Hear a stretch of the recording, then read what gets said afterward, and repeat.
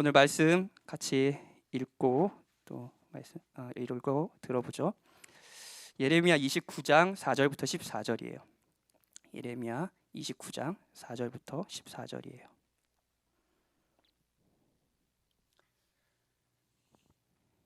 키니까요. 우리 한 절씩 교독해 봅시다. 4절부터 제가 읽겠습니다. 만군의 여호와 이스라엘의 하나님께서 예루살렘에서 바벨론으로 사로잡혀 가게 한 모든 포로에게 이와 같이 말씀하시니라.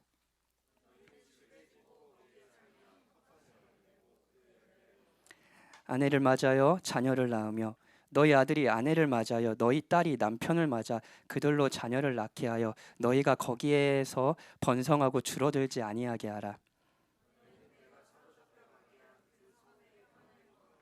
그를 위하여 여호와께 기도하라. 이는 그 성읍이 평안함으로 너희도 평안할 것임이라. 만군의 여호와 이스라엘의 하나님께서 이와 같이 말하노라. 너희 중에 있는 선지자들에게와 점쟁이에게 미혹되지 말며 너희가 꿈도 고지 듣고 믿지 말라.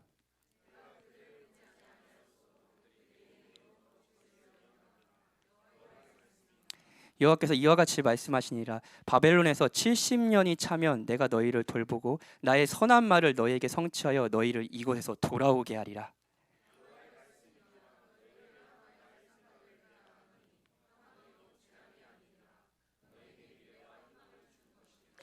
너희가 내게 부르짖으면 내게 와서 기도하면 내가 너희들의 기도를 들을 것이요.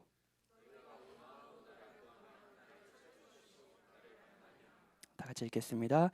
이것은 여호와의 말씀이니라. 나는 너희들을 만날 것이며 너희를 포로된 중에서 다시 돌아오게 하되 내가 쫓아 보내었던 나라들과 모든 곳에서 모아 사로잡혀 떠났던 그곳으로 돌아오게 하리라. 이것은 여호와의 말씀이니라. 아멘.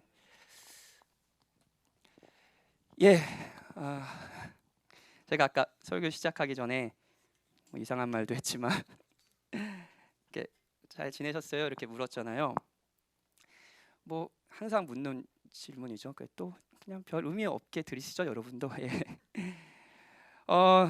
근데 이제 딱 어떻게 지냈어요? 라고 하면은 뭐 이런 생각이 들 거예요. 별거 없었는데 이번 한 주 뭐 특별하게 없었는데 그래서 이제 뭐 잘 지냈어요. 뭐 이렇게 대답하잖아요. 뭐 평범하게 살았어요. 뭐 이런 말이죠. 그냥 일상의 반복이잖아요.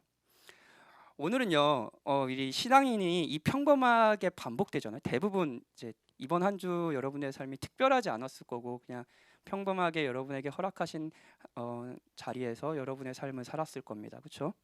이걸 어떻게 받아들이고 살아야 하는지 오늘 설교를 듣고 같이 기도를 해봤으면 좋겠어요.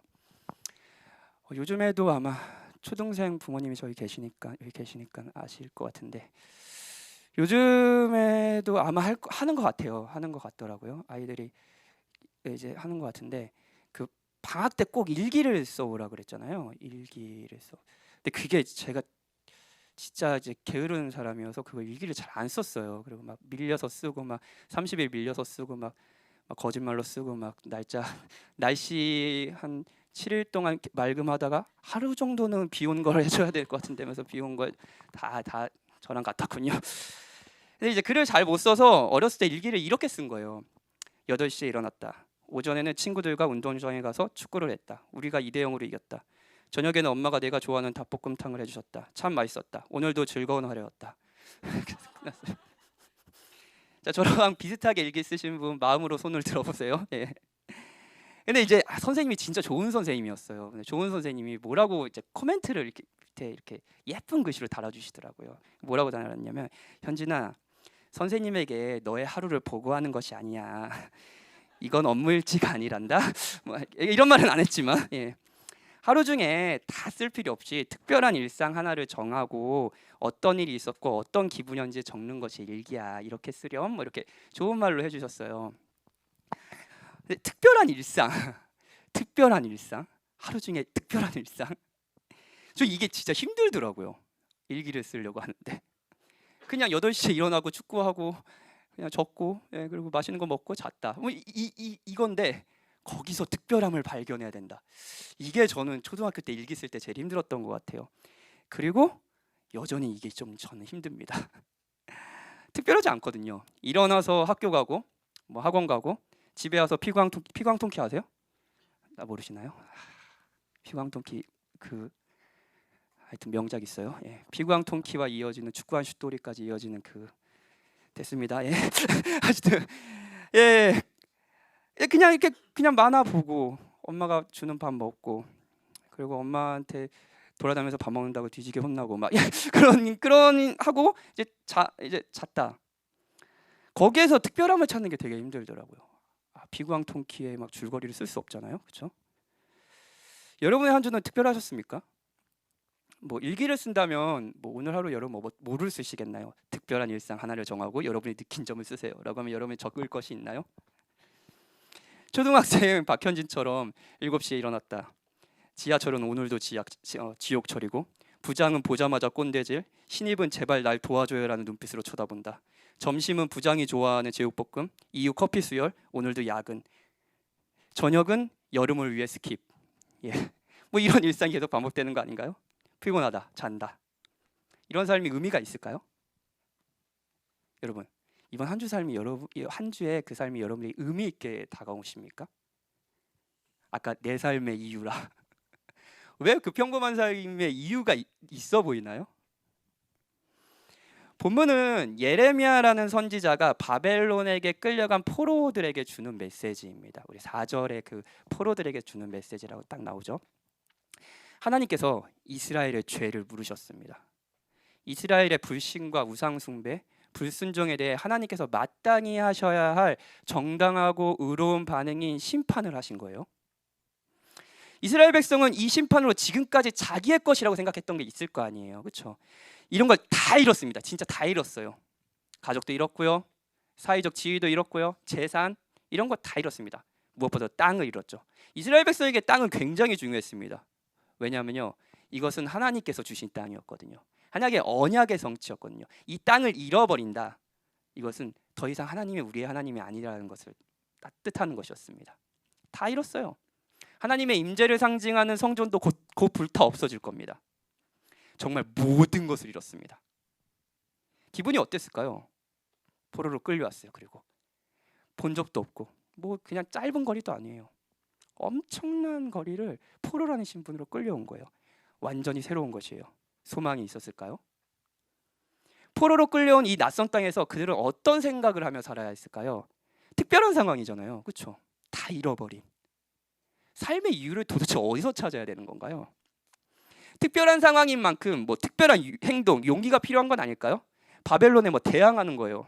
군사력을 몰래 키워서 뭐 계속 테러를 하는 거예요. 이것이 필요한 행동 아닐까요?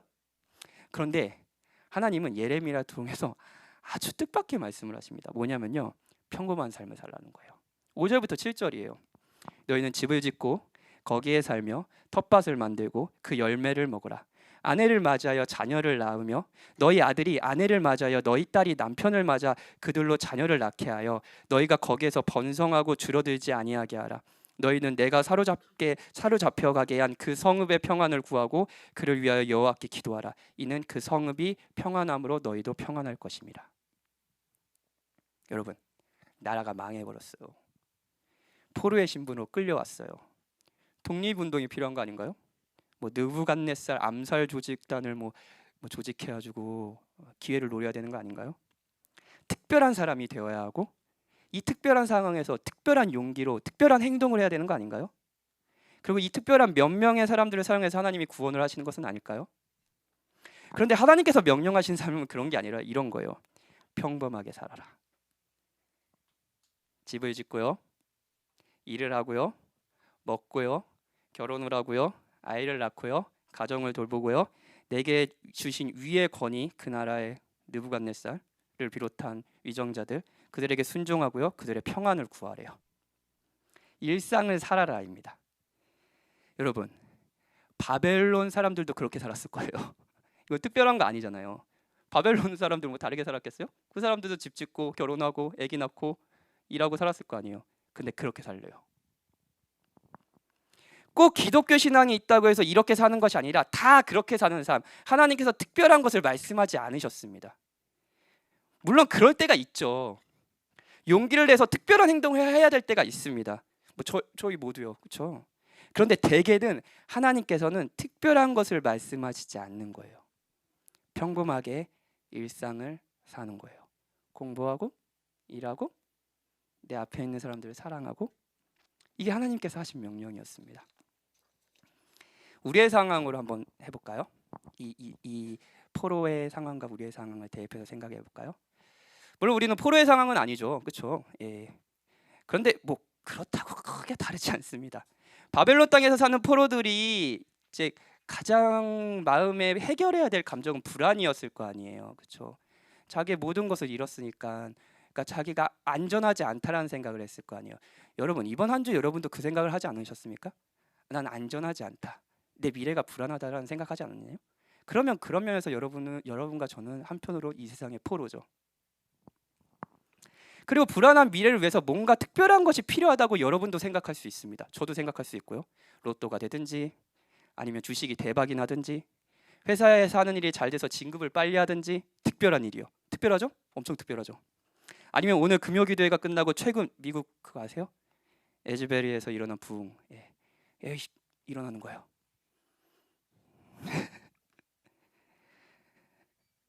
특별한 일이요? 우리에게 특별한 일이 필요하지 않아요?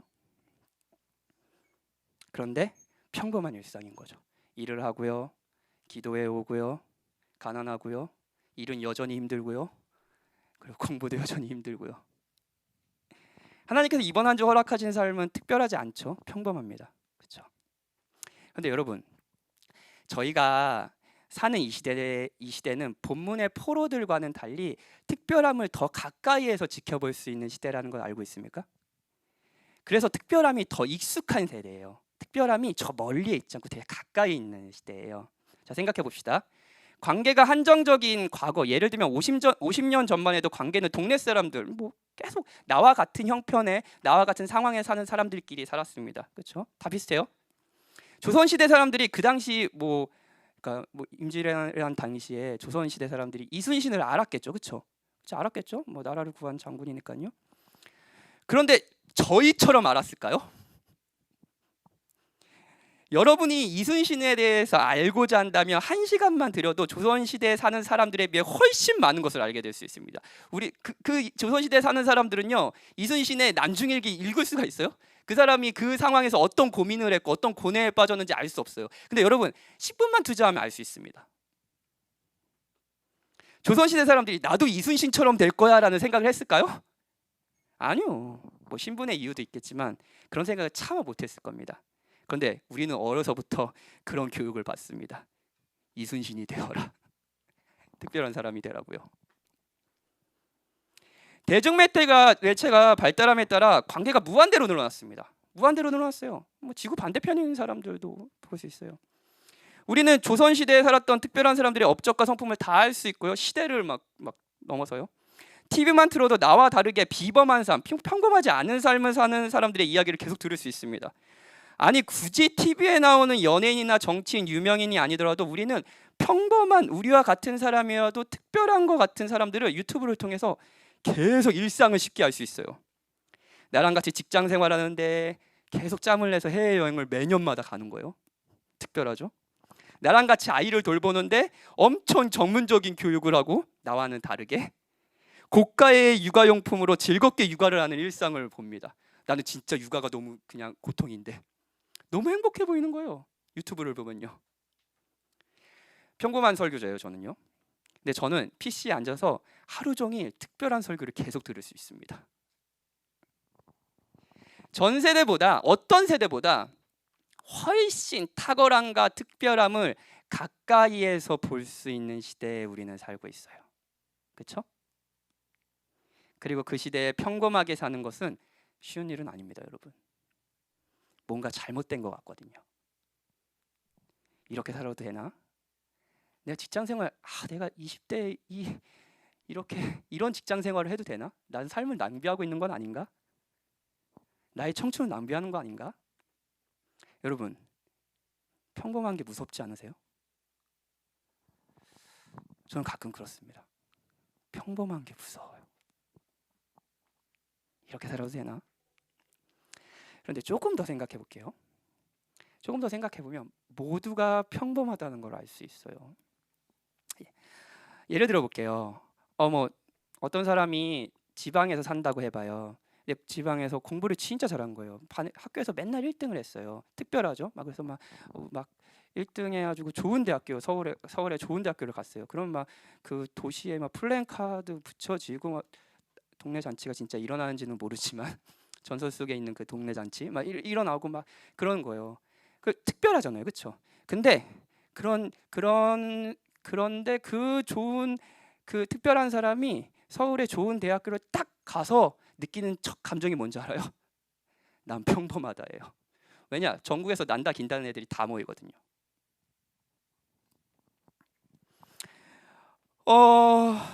여러분, 사람들이 가진 어떤 탁월한 재능도 어느 영역까지 올라가면 평범하게 느껴지는 영역이 있습니다. 그리고 특별함을 사랑하는 사람들이 이 부분에서 충격을 받죠. 제가 저희 교회 그 찬양팀에 노래 잘하는 친구들 많잖아요. 그래서 노래 제가 너무 잘해가지고 진짜 너무 목소리 너무 좋다. 너 노래 들으면서 설교 준비하는 게 진짜 행복하다. 막 이렇게 얘기할 때가 있거든요. 근데 그 친구는 아니에요, 그러지 마세요. 그러니까 왜냐하면 제가 보기에는 제 음악의 세계에는 되게 특별한데 이게 그 음악을 하다 보면 그 특별한 사람들이 다 모이면은 자기가 특별하지 않다는 걸 알게 되는 거예요. 여러분이 어떤 재능이 특별해 보이든 어느 영역에 가면 그건 평범합니다. 그렇지 않을까요? 그리고 또 여러분이 이 사람은 평범하지 않아, 이 사람은 정말 특별해라고 여기는 분들도 평범한 일생을 살아갈 겁니다. 우리와 같이 아침에 일어나서 식사를 하고요, 출근을 하고요, 일하고요, 퇴근해서 가정을 돌봅니다. 밥을 먹고요, 자고요, 여러분들이 하는 걸요. 제가 진짜 존팔보 목사님 사랑하거든요. 진짜 너무너무 사랑해요. 근데 존팔보 목사님이 특별하잖아요. 그러니까 특별하니까 지구 반대편에 있는 본 적도 모르는 어린 목사가 사랑한다고 하죠. 그렇죠? 진짜 굉장히 특별하잖아요. 근데 제가 만약 목사님의 곁에서 목사님의 삶을 다 지켜보는 영광을 누린다면 이렇게 이야기하지 않을까요? 목사님도 그냥 평범한 일상을 사는구나.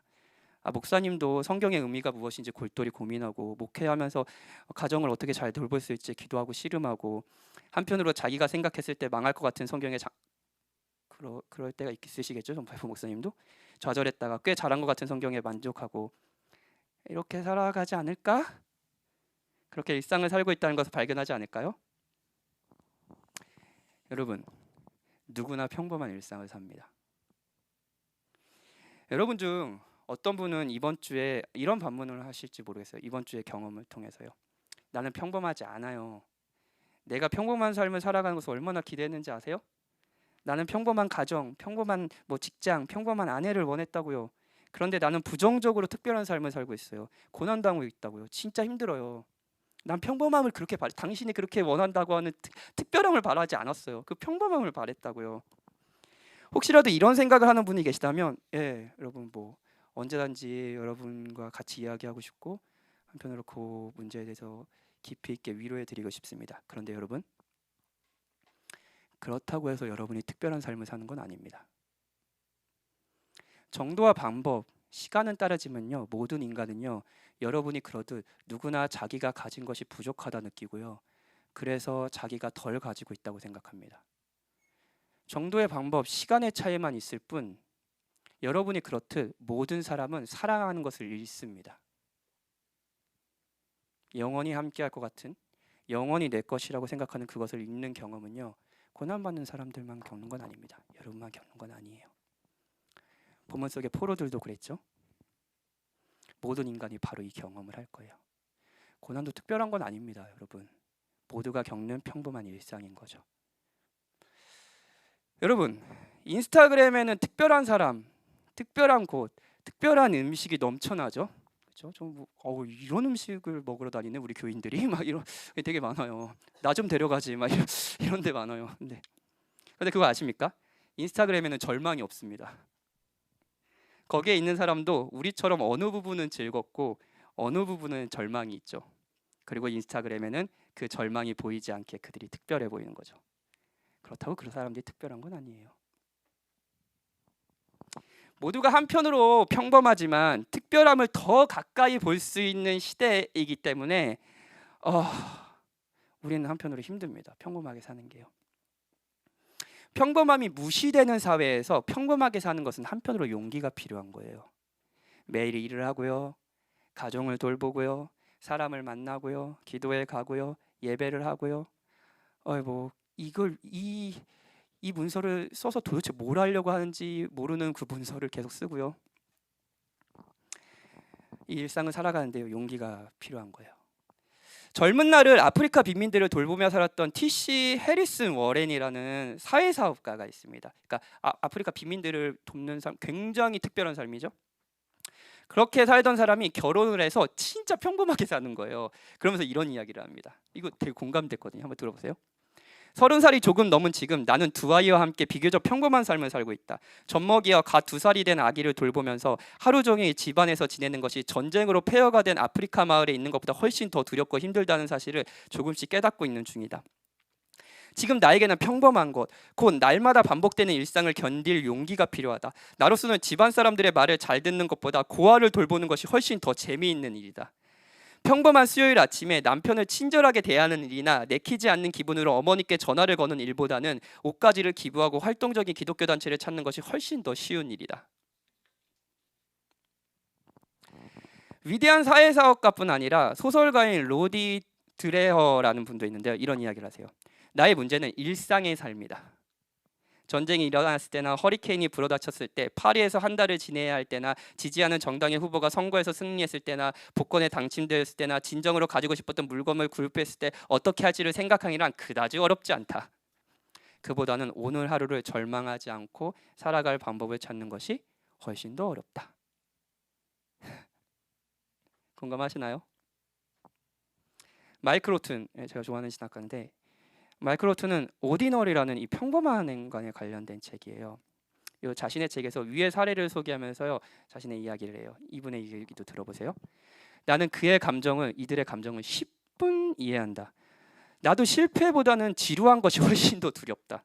평범한 일을 하면서 평범한 사람들과 하루하루를 보내는 것이 내 일생의 멋진 꿈을 좇는 것보다 훨씬 더 어렵다.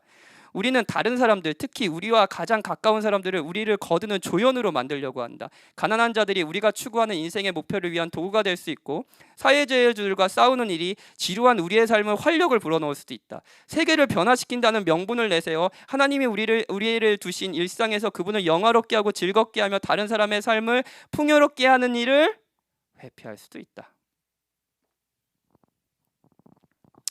여러분, 많은 분들은 특별하게 살아가는 것에 용기가 필요하다고 생각할 겁니다. 그렇죠? 맞습니다. 용기가 필요해요. 특별한 선택, 다른 사람들이 안 하는 선택. 특별한 일에는 항상 특별한 용기가 필요하죠. 맞습니다. 아프리카에 가서 빈민을 위해 사는 삶은 많은 것을 포기해야 하는 삶이고 실제로 용기가 필요합니다. 그런데 여러분, 그렇다고 해서요, 평범하게 살아가는 것이 용기가 필요하지 않은 것은 아닙니다. 아이를 낳고요, 자신의 삶을 포기하면서 그 아이를 돌보고요, 여러분이 공부를 해서 취업을 하고요, 그리고 직장 생활을 하는 거예요. 여러분이 조장이 돼서 영혼들을 섬기고요, 조언들로서요, 잘하든 못하든요, 안 나온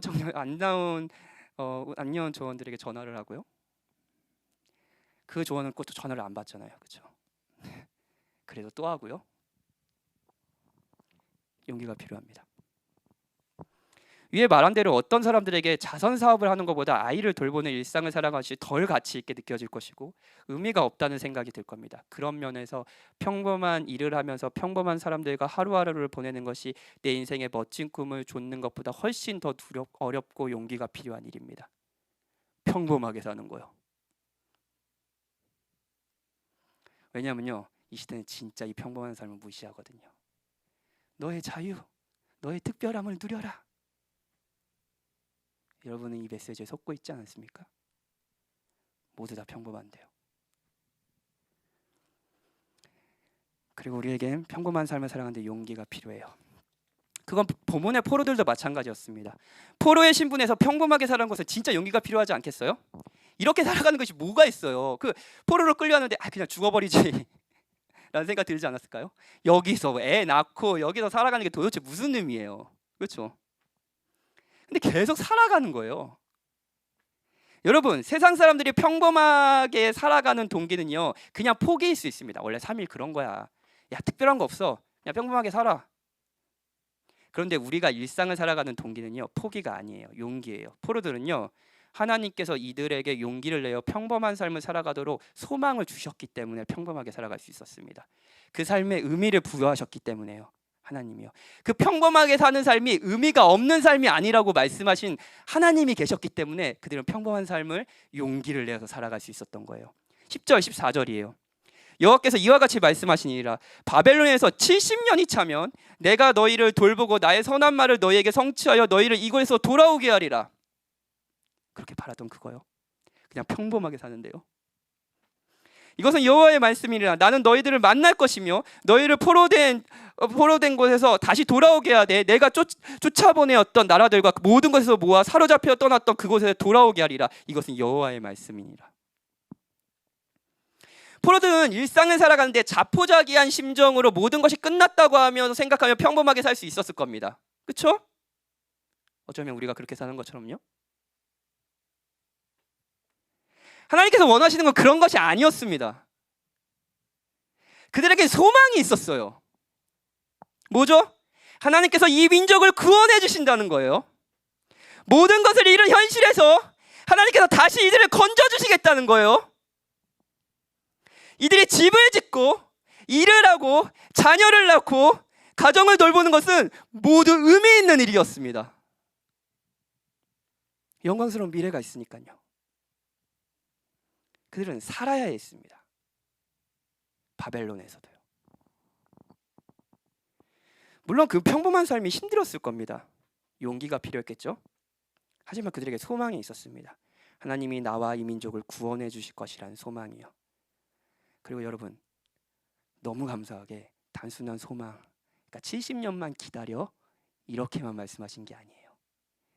정말로 너무 영광스러운 말씀을 하시죠. 뭐냐면요, 너희가 내게 부르짖으면 내게 와서 기도하면 내가 너희들의 기도를 들을 것이요, 너희가 온 마음으로 나를 구하면 나를 찾을 것이요 나를 만나리라. 바벨론에서요. 성전이 무너지고 하나님의 약속을 의미하는 그 땅을 빼앗기고 그 현실에서도 하나님은 이들이 기도하면 찾아주시겠다고, 만나주시겠다고 약속하셨어요. 자, 70년만 기다려. 70년만, 내가 안 보이더라도 70년만 기다려. 그러면 될 거야. 아니에요. 기독교 신앙은 그런 게 아닙니다. 소망이 있죠. 근데 그 소망을 가지고 우리는 언제든지 그리스도의 이름으로 하나님을 찾을 수 있고 그때 하나님을 만날 수 있는 거죠. 이들은 소망을 가지고 언제든지 찾을 수 있는 곁에 계신 하나님을 신뢰하며 용기를 낼 수 있었습니다.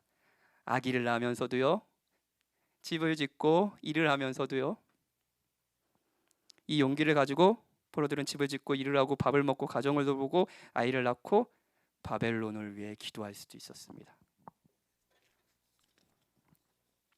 여러분, 우리도 마찬가지입니다. 여러분과 저는 거의 모든 분이 이번 주도 평범한 일상을 사셨을 겁니다. 그런데 그 일상을 살아가게 하는 힘이 여러분에게 있었습니까? 도대체 이런 삶이 나에게 무슨 의미인가? 라는 생각은 안 하셨나요? 소망이 있습니까?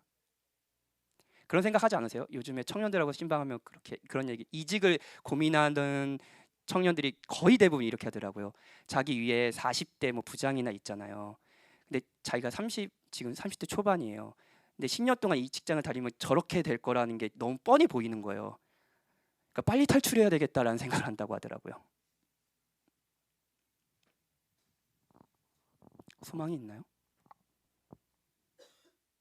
그 평범한 일상의 의미가 무엇인지 그 의미를 도저히 찾지 못해서 비참하다고 생각하지는 않나요? 내 인생이 잘못된 건 아닌가?